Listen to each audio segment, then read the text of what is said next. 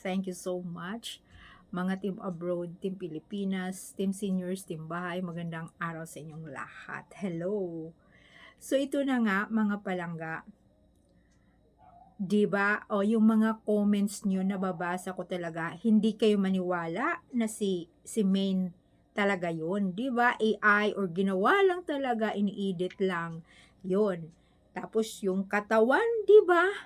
Katawan ba yung ano 'yon? Ganda nga pagka-edit or ganda pagkagawa ng AI. Oo, 'di ba? Banggit ko na sa inyo mga palangga, once na magbayad ka nga, lalo na yung malaki ang binayaran mo monthly or mayroon ding yearly na kukuha ka ng apps, ang ganda talaga pagka-edit. Akala mo totoo. Ang dami ng gumagawa niyan at saka marami namang mga patalastas na sabihin nung ano, ah, gumawa na, kung gusto mo ganito ang picture mo, gumamit ka lang nitong apps na 'to, o mag-download ka na. Once na sabihin ganito ang monthly, 300, 200, mayroong gano'n, pero maganda talaga ang edits mo 'pag pagmamahalin. Akala mo talaga katotohanan. So yun, maniwala ka na gano'n, nakaitim pa. Oh, basta yung puwede naman, kukuha lang talaga siya sa katawan noong lalaki, puwedeng idikit doon. Tapos siyempre yung sa kanya siya yun.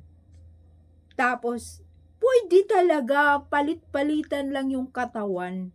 Kaya nga ang makakaalam lang doon, yung marunong tumingin at siyempre alam niyo ngayon mabilis nang mahuhuli ng iba kasi lahat na nasa social media na, tuturuan ka nila kung papaano gagawin na paano mo mahuli.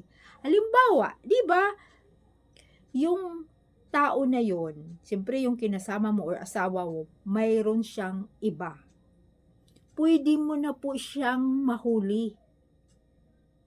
Kahit na i-de-delete pa niya yun, mayroon kasi yung Google na isi-save doon. Mayroon talaga. So, kailangan mo rin pag-aralan. Pero sa TikTok, pwede kang magtanong kahit Tagalog. Sa YouTube, ang daming nag-a-upload. Itanong mo lang yung problema mo, sasagutin nila at panoorin mo yung video. Ayan, tuturuan ka na nila kung papaano mo mahuli yung isang tao na yun.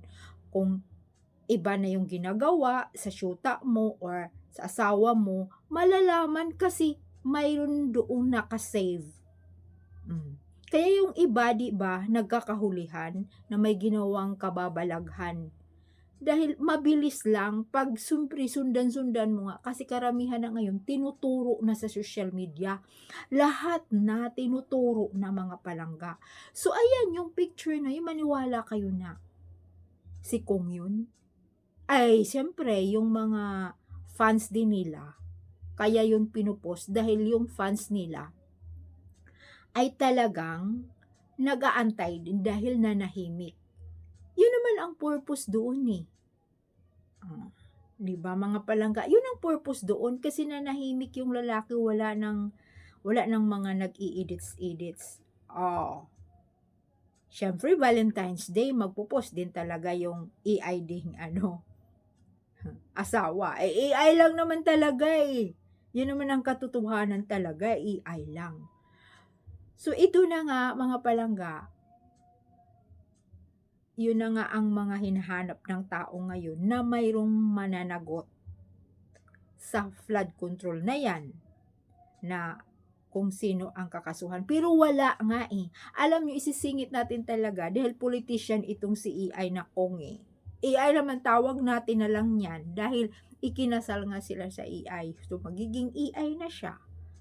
Oh, kailan ba si Kong pumunta na kasama si Main yung katotohanan na talaga?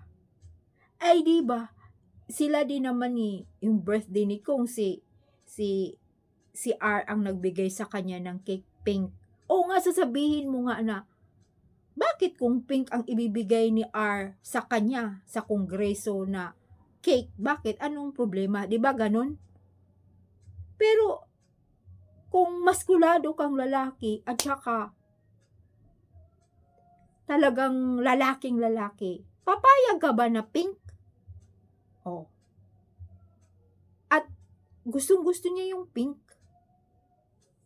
'Di ba na-ano yun, eh, na-post yun, eh, nakita ko yun sa X, eh, doon sa X na, oo nga 'no, bakit nga naman pink din? Siguro kita yung mga galawan do'n, pero na nga si Paulo Ballesteros na nga ang nag-booking 'no, mga palangga 'di ba, sa Bawal Judgemental na kabaro niya si Kong. Siya nagsabi kabaro niya si Kong. At yun na nga, kahit anong scroll mo ngayon, kahit saang social media, ilang social media i-scroll mo puro politiko. Ay sabi talaga si Kong do'n, puro politician. Tapos ngayon, puro makikita mo ngayon Duterte. Duterte, Duterte. 'Di ba ang pag-usapan naman nila, matakot na kayo sa Duterte. Wag daw paupuin mga Duterte, mga kurakot daw yun. Yan ang mga pinag-usapan kahit anong scroll mo.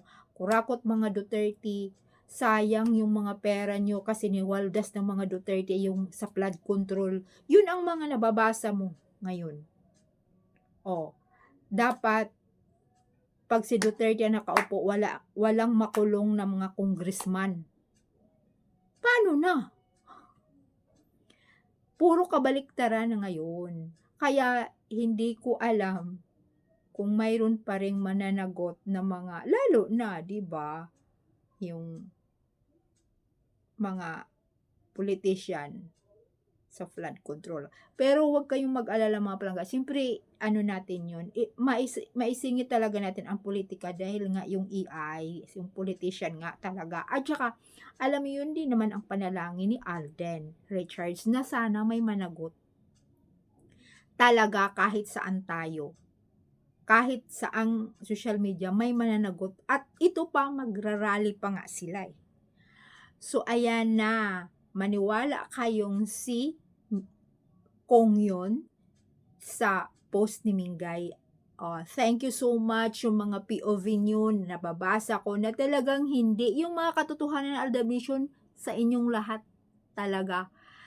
Ang laki ng pasasalamat ko sa inyo kasi siyempre, nandito pa rin kayo, nandito pa rin ako nagbibigay ng mga kwento sa inyo or balita sa inyo kung ano na nagaganap sa ating mahal na Aldab. Kaya thank you so much. Tuloy-tuloy pa rin ang ating mga balita, mga palangga. Ipaglaban natin to, ilalaban natin to. Kasi siyempre no, sa katotohanan, kasal na yung dalawa, matagal na. Hayaan natin yung mga sarswilistas, basta ilalaban natin mga palangga. Thank you so much. Mag-comments lang kayo. Bye!